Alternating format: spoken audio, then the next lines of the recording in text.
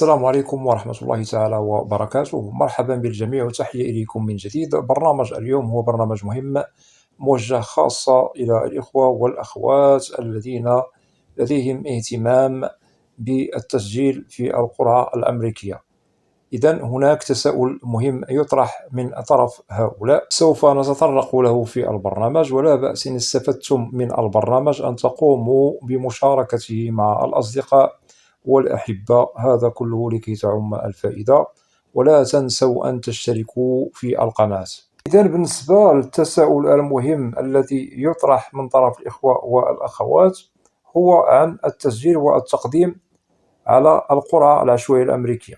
هل لا زال التسجيل مستمر؟ وهل انتهى؟ وهل هناك من تمديد للتقديم عليها في حالة نهاية التسجيل فيها بتاريخها؟ هنا سوف نجيب بالواضح وبصريح العبارة.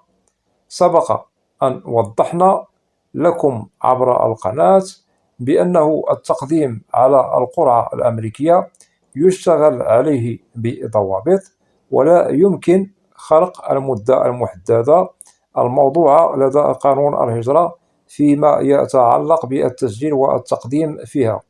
وبالطبع هناك تاريخ تبدأ فيه أو يبدأ فيه التسجيل في القرعة الأمريكية، أي تاريخ بداية، إلى أن نصل إلى تاريخ محدد لنهاية التسجيل في القرعة الأمريكية. وهذا موضوع لدى الموقع التابع لوزارة الخارجية الأمريكية، والذي يؤكد بأنه كل من يريد التقديم في القرعة فعليه أن يباشر ويشتغل على اغتنام الفرصة الموضوعة كمدة ووقت محدد للتسجيل فيها، من تاريخ بداية التسجيل إلى نهاية تاريخ محدد لنهاية التسجيل. أتمنى أن تكون هذه النقطة واضحة. للتأكيد، بالنسبة للمدة المحددة والموضوعة كقانون للتسجيل في القرعة الأمريكية هي ليست بالطويلة، ولكن رغم هذا نعتبرها كافية للاشتغال فيها على التقديم في القرعة الأمريكية، ونحسبها بأسابيع محسوبة لا يمكن تجاوزها، لأنها تظل ما بين قوسين يشتغل عليها بنظام من طرف وزارة الخارجية الأمريكية. وهناك العديد من مواطنو البلدان المعنيين بالأمر والذين تستقبل تقديماتهم وتسجيلهم في القرعة، ويعتبر العدد ليس بالقليل، بل هناك كما هائلا من المقدمين على القرعة من مختلف القارات، سواء قارة إفريقيا، قارة آسيا، قارة أوروبا، قارة أمريكا الشمالية، أمريكا الجنوبية، إلى غير ذلك. لهذا نجد بأنه قانون التقديم على القرعة الأمريكية فيها ضوابط للوقت والمدة المحددة للتسجيل فيها، وكذلك هناك ضوابط يشتغل عليها عن البلدان المعنية للتقديم، وهناك بلدان هي غير معنية للتقديم، أي ممنوعة من التقديم على القرعة العشوائية الأمريكية. بالطبع هذا كله بدون زيد أو نقص. إذن النظام هو واضح ويشتغل عليه من طرف وزارة الخارجية الأمريكية لأجل التقديم على القرعة. وكذلك بالنسبة لهذا النظام هو دائم، وهو كذلك نظام حاسم في التسجيل والتقديم عليها على مختلف الأصعدة. وللتوضيح، كل من هو تسجل في القرعة الأمريكية فنتمنى له ولها التوفيق وبالنجاح فيها مستقبلا. أما الذين لم يغتنموا الفرصة للتسجيل فخيرها إن شاء الله في غيرها، وممكن التقديم عليها في مناسبة قادمة، أي في السنة المقبلة. وهذا بالطبع لأنه المدة المحددة للتسجيل في القرعة قد انتهت، وسوف نوضح لكم هذا بالتاريخ الذي ابتدأت فيه التسجيل والتاريخ الذي انتهت فيه التسجيل. إذا بالنسبة للتقديم على القرعة العشوائية الأمريكية لسنة 2025 تم في بداية 4 أكتوبر أي شهر 10 الماضي، وظل التقديم عليها مسترسلا، أي ظل بدون توقف إلى أن وصلنا إلى 7 نوفمبر أي شهر 11 الحالي. أتمنى أن تكون هذه النقاط واضحة. وبالنسبة للقرعة العشوائية الأمريكية على العموم تبتدئ دائما في شهر أكتوبر وتنتهي في أوائل شهر نوفمبر. أتمنى أن تكون هذه النقطة واضحة. إذن وضحنا لكم للتأكيد من جديد بالنسبة للتقديم على القرعة الأمريكية لسنة 2025 ابتدأ في 4 أكتوبر من شهر 10 الماضي، وسبق أن وضحت لكم هذا عبر برامج عن تاريخ التقديم. وبالنسبة لنهاية التقديم والتسجيل في القرعة الأمريكية لسنة 2025 انتهى في الشهر الحالي أي شهر 11 أي 7 نوفمبر من سنة 2023. أتمنى أن تكون هذه النقاط واضحة.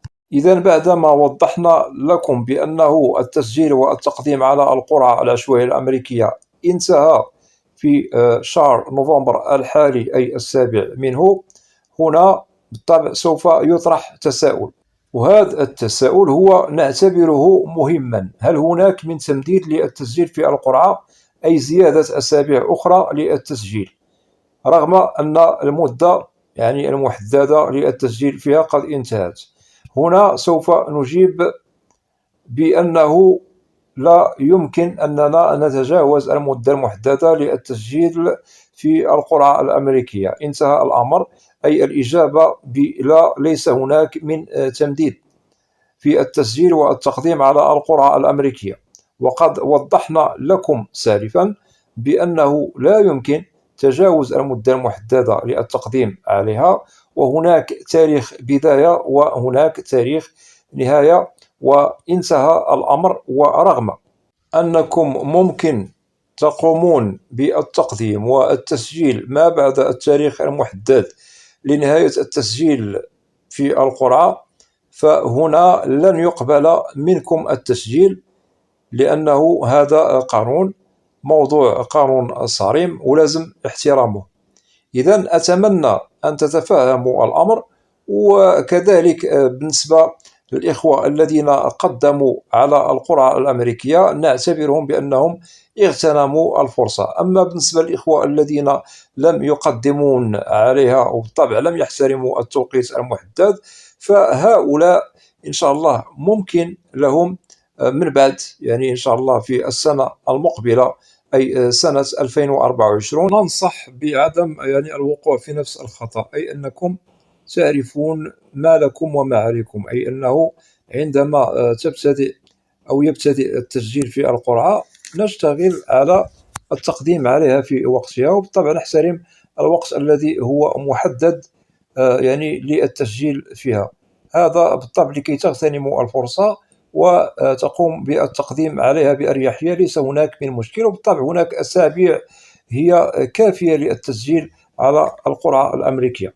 نقطة كذلك مهمة للخلاصة بالنسبة للإخوة الذين هم مقدمون على القرعة الأمريكية لسنة 2025 إن شاء الله خير. بالنسبة للنتائج سوف تظهر في شهر ماي المقبل، وسوف إن شاء الله نوضح لكم هذا عبر برامج سوف نقوم بتنزيلها خاصة لكم ولخدمتكم، لكي تعرفوا ما لكم وما عليكم، ولكي تعرفوا النتائج التي تخصكم عبر الموقع التابع لوزارة الخارجية الأمريكية، والذي يتعلق بنتائج كل من هو قدم على القرعة العشوائية الأمريكية بتاريخ أكتوبر من سنة 2023، وبالطبع هو معني بالقرعة الأمريكية لسنة 2025.